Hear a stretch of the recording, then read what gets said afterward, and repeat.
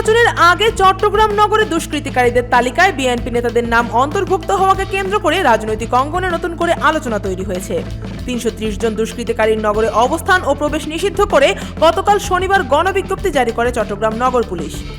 ওই গণবিজ্ঞপ্তি প্রকাশের কয়েক ঘন্টার মধ্যেই তালিকা সংশোধন করে এক বিএনপি নেতার নাম বাদ দেওয়া হয়। নগর পুলিশ কমিশনার হাসিব আজিজের সই করা দুষ্কৃতিকারীদের তালিকা সহ গণবিজ্ঞপ্তিটি ১৭ জানুয়ারি বিকেল ৪টা ৪৬ গণমাধ্যম কর্মীদের কাছে পাঠানো হয়। তালিকার ৪ নম্বরে ছিল নগর বিএনপির যুগ্ম আহ্বায়ক শওকত আজমের নাম। তবে দিবাগত রাত ১২টা ২৪ সংশোধিত তালিকা পুনরায় পাঠানো হলে সেখানে শওকত আজমের নাম আর রাখা হয়নি। গণবিজ্ঞপ্তিতে উল্লেখ করা হয়, চট্টগ্রাম শহরের শান্তি শৃঙ্খলা রক্ষা এবং জননিরাপত্তার স্বার্থে তালিকাভুক্ত দুষ্কৃতিকারীদের চট্টগ্রাম নগরে অবস্থান ও প্রবেশ নিষিদ্ধ করা হয়েছে।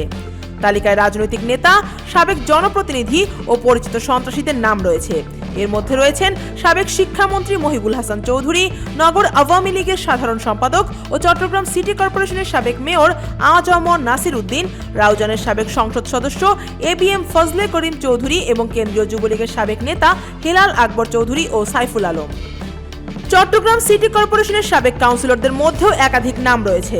তাদের মধ্যে আছেন গাজী শফিউল আজিম, শৈবাল দাস, শাহেদ ইকবাল, জহরুল আলম জসিম, মোহাম্মদ হোসেন হিরণ, নাজমুল হক, হাসান মুরাদ, গিয়াসউদ্দিন, নূর মুস্তাফা, আবুল হাসনাত বেলাল ও মোবারক হোসেন। ৩৩০ জনের এই সংশোধিত তালিকায় শওকত আজমের নাম বাদ দেওয়া হলেও বাকলিয়া থানা এলাকার মোরশেদ খান, কোতোয়ালির হাসান, পাহাড়তলীর মাসুম সহ নগর বিএনপি ও এর সহযোগী সংগঠনের সঙ্গে যুক্ত আরও কয়েকজন নেতাকর্মীর নাম তালিকায় রয়ে গেছে। এই নিয়ে বিএনপির নেতাকর্মীদের মধ্যে অসন্তোষ দেখা দিয়েছে। নগর বিএনপির সদস্য সচিব নাজিমুর রহমান আজ সকালে গণমাধ্যমকে বলেন, কিভাবে এবং কোন ভিত্তিতে বিএনপি নেতাকর্মীদের নাম দুষ্কৃতিকারীদের তালিকায় অন্তর্ভুক্ত করা হয়েছে তা তিনি বুঝতে পারছেন না। কেউ প্রকৃত অপরাধী হলে তার বিরুদ্ধে আইনগত ব্যবস্থা নিতে দলের পক্ষ থেকে কোনো আপত্তি নেই বলেও জানান তিনি।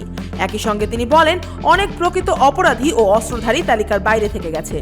এ বিষয়ে নগর পুলিশের সহকারী কমিশনার আমিনুর রশিদ গণমাধ্যমকে বলেন, ভুলবশত ওই বিএনপি নেতার নাম তালিকায় উঠে গিয়েছিল।